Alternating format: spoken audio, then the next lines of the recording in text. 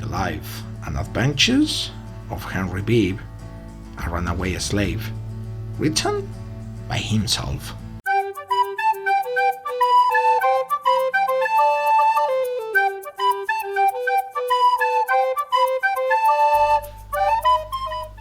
Henry Bibb was born as a slave in 1815 in Shelby County, Kentucky. As a child, he was hired out as a house servant to the owners of the plantations and farms in the area. He began short-term, temporarily running away at the age of 10. Therefore, he had mastered as the art of running away. Bibb was 22 years old when he made his first flight to a free territory in the north during the winter of 1837. Then he returned to the south and recaptured again on other 5 occasions. His father, who was a state senator, James Bibb, and his mother was a slave named Mildred Jackson, was his only family at the time. In 1842, he began lecturing on slavery and became a well-known African-American activist. A few years later, in 1849, he published his autobiography and he helped creating Canada's black newspaper. He was also the founding director of the Refugee Home Society. All these autobiographical facts are very much present in his novel, his own autobiography, his memoir, where Bibb shares with the audience the story of his courtship, his slave marriage, and his divorce. In 1833, he exchanged marriage vows with a woman called Melinda, a slave on a neighboring Kentucky plantation, and they had a daughter named Mary Frances in 1835. After Bibb reached the free North, he returned to Kentucky to rescue his family. On several of these returns, he was recaptured before escaping again.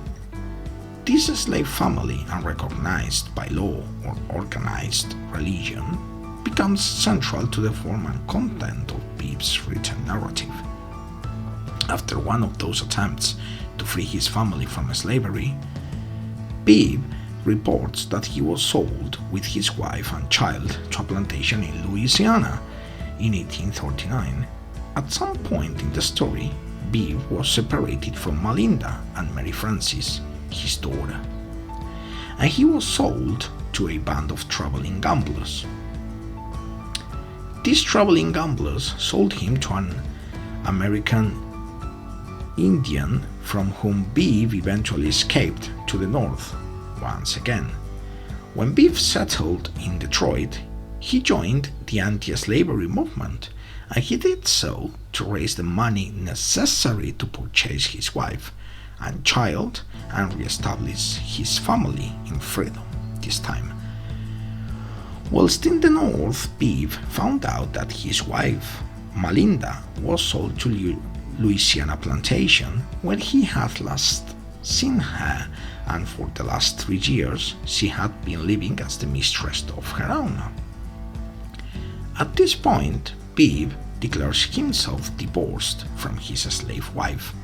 Henry, therefore, ends up marrying another woman called Mary. Together, they emigrated to Canada, where they became leaders of the growing fugitive slave community in Canada. So, for all these reasons, this autobiography made Henry Bibb become one of the most important writers of the antebellum genre. His life and experiences add new and important dimensions to the examination of the pre-Civil War slave narrative in the areas of slave marriage and family, and in the area of plotting and narrative structure. The antebellum slave narratives were written amidst the heat of the slavery debate, when the North and South represented polar opposites. Bibb then enters African American autobiographical literature as the author of one of these distinctive antebellum works, his own life and his own autobiography. The suspense in Bibb's autobiography depends on whether he will successfully escape to the North. For all these reasons, it is thought that this book is a complex autobiographical statement within the antebellum slave narrative genre. Thanks for watching.